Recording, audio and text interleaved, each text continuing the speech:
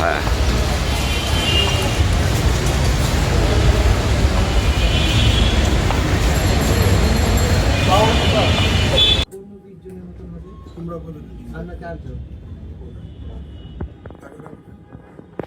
জায়গাটা টঙ্গিতে বাসা টঙ্গিতে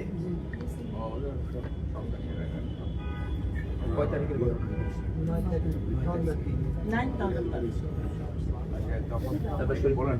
তারিখের স্যার হলে যে বিকাল 5টার দিকে এই ঘটনাটা ঘটে একদম এই বৃদ্ধাঙ্গলটা রেখে এই বরাবর সম্পূর্ণ পড়ে যায় স্যার। তো এটা হলো যে ওনারা তো পেশেন্ট যে দৌড়তেছে ওটা যে পরে বিচ্ছিন্ন হয়ে পড়েছিল আলাদা, ওটাকে উঠে পায় পরবর্তীতে ওটা পার্ট বাই আলাদাভাবে নিয়ে আসে। এর পরবর্তীতে আমাদের কাছে যখন পেশেন্ট আসে তখন হলো অলরেডি 11টা। নিয়ম হলো যে বই বলতে বলে 6 থেকে 8 ঘন্টা ম্যাক্সিমাম টাইমে হলো এটা জোড়া লাগে, কিন্তু হলো যে এটা হলো এক্সেপশনাল যে আমরা হলো যে 21 ঘন্টা পরে এটা রিপ্লান্টেশন করেছি। এটা হলো বাংলাদেশের মধ্যে রেকর্ড তো বটে এবং হলো বিশ্বের মধ্যেও আমরা কেস পেয়েছি একটা বা দুটো এরকম রিপোর্টেড কেস।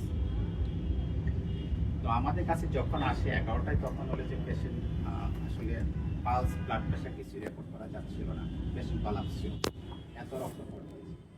তো তখন আমরা হাতের ব্যাপারে কোনো চিন্তা ভাবনা ছিল না, পেশেন্টের জাস্ট টিকানোর জন্য আমাদের ছিল। তারপর ওটিকে নিয়ে এই ব্লিডিং বন্ধ করি আর সাথে blood transfusion multiple blood transfusion. Patient যখন একটা স্টেবল হয় পরের দিন সকালে তখন আমরা চিন্তা করি যে ঠিক আছে এটা ট্রাই করে আসলে, কারণ হলো যে লাগবে এই আশাটা ছিল না আসলে, কারণ বইপত্র আমরা তো বইপত্র করে অভ্যস্ত যে ওই অনুযায়ী কাজ করি।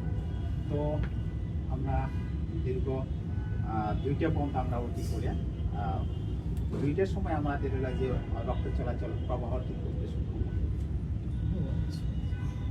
ওটি চলে 4টা পর্যন্ত, এরপর আরো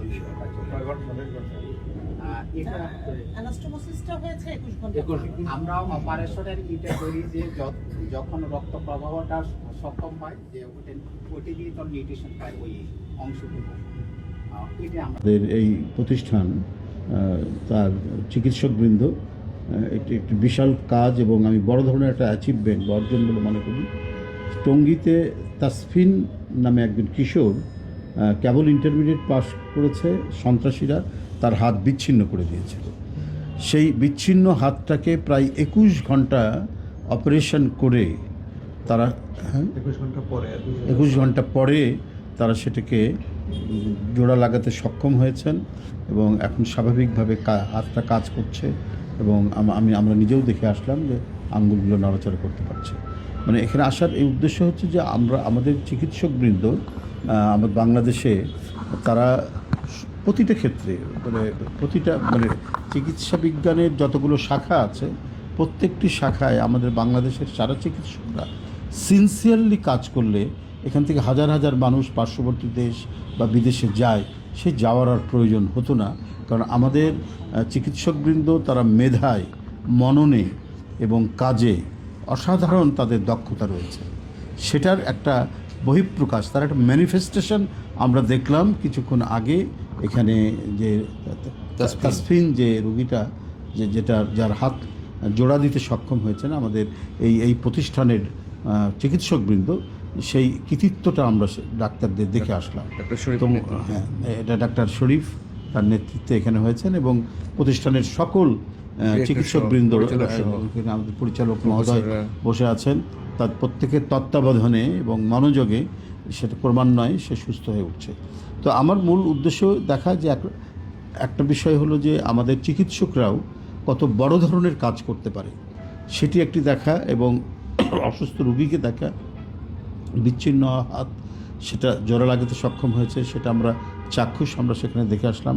ডাইরেক্টর সাহেব এখানে, আমাদের ম্যাডাম ছিলেন এবং যিনি মূল যে ডাক্তার শরীফ সে ছিলেন এবং তার Immigration to Canada.